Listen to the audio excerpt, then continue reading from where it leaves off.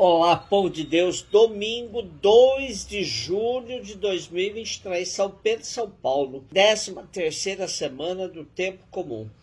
A nossa reflexão de hoje é a partir de Atos 12, de 1 a 11, 2 Timóteo 4, de 6 a 8, 17 e 18, e Mateus 16, 13 a 19.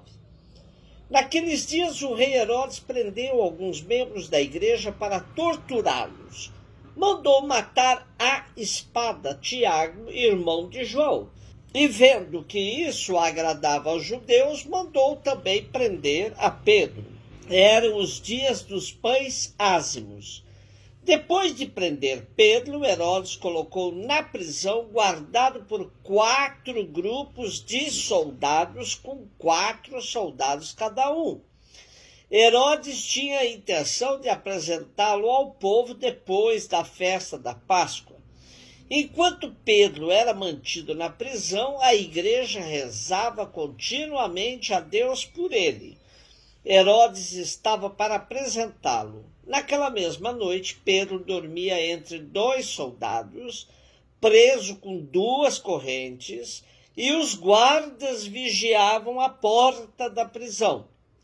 Eis que apareceu o anjo do Senhor e uma luz iluminou a cela. O anjo tocou o ombro de Pedro, acordou e disse: "Levanta-te depressa."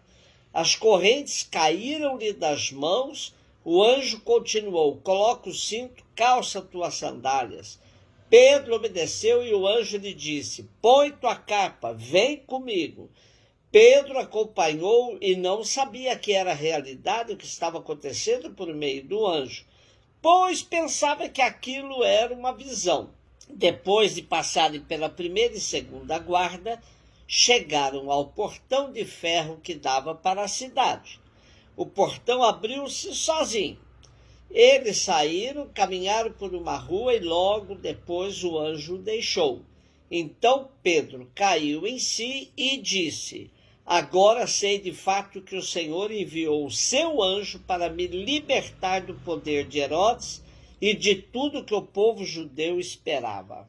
O que nos impressiona é que Lucas, o autor de Atos, dá apenas uma pequena notícia sobre o assassinato de Tiago e somente em função de relatar o perigo que Pedro estava passando.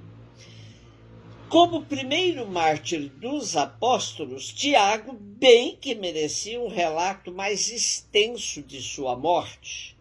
O rei assassino é Herodes Agripa, neto de Herodes o Grande. Lucas não deixa de dizer, porém, que tal morte agradava aos judeus. Serve para amenizar a responsabilidade do poder romano e sobrecarregar a dos judeus. Eram os dias dos pães ázimos. A data insinua uma correspondência com a Páscoa de Jesus e que Pedro está no caminho do Mestre. A igreja rezava por Pedro. Ele dormia no cárcere bem vigiado quando um anjo o libertou da morte certa. Tal fato deixou os cristãos espantados e admirados com a benevolência de Deus. No evento foi importante a oração da igreja, compenetrada da importância única da missão de Pedro. Mais tarde, também São Paulo recuperará de modo idêntico a sua liberdade. É Deus cuidando da igreja que nasce, libertando seus líderes das mãos dos inimigos. 2 Timóteo. Caríssimo, quanto a mim eu já estou para ser derramado em sacrifício. Aproxima-se o momento de minha partida. Combati o bom combate. Completei a corrida, guardei a fé. Agora está reservada para mim a coroa da justiça que o Senhor, justo juiz, me dará naquele dia. E não somente a mim, mas também a todos que esperam com amor a sua manifestação gloriosa. Mas o Senhor esteve ao meu lado e me deu forças. Ele fez com que a mensagem fosse anunciada por mim integralmente. e ouvida por todas as nações. Eu fui libertado da boca do leão. O Senhor me libertará de todo mal e me salvará para o seu reino celeste. A ele a glória pelos séculos dos séculos. Amém. Podemos ler essa perícope como uma síntese do testamento de Paulo, que vê aproximar-se o seu fim. Sente-se só neste momento, mas não se faz de vítima, pois tem plena consciência de que cumpriu sua missão e demonstra a segurança de que Deus está com ele e que sua batalha não foi em vão. Oxalá possamos também nós afirmarmos com igual convicção do apóstolo: combati o bom combate, completei a corrida, guardei a fé. Mateus 16, de 13 a 19. Jesus foi à região de Cesareia de Filipe.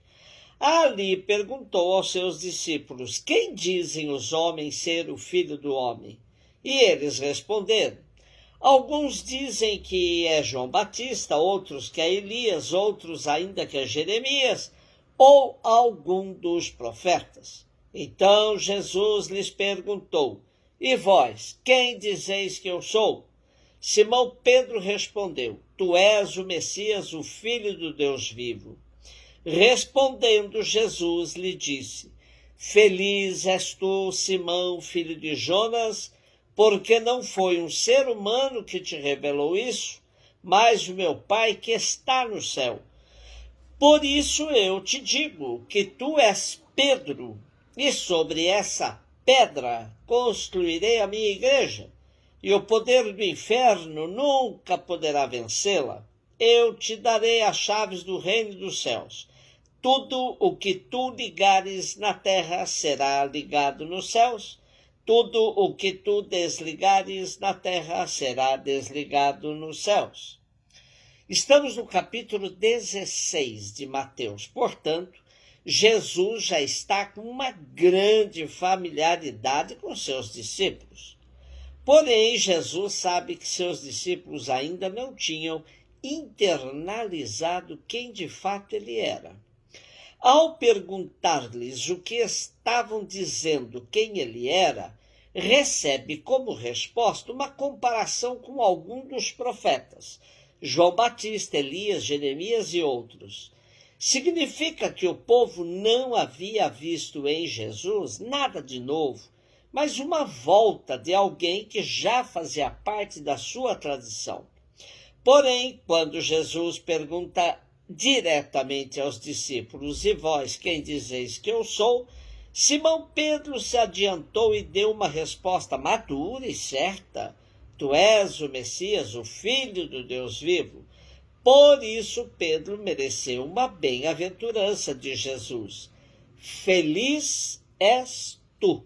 O messianismo de Jesus destrói a estrutura de uma sociedade injusta, onde há poderosos às custas do empobrecimento de muitos.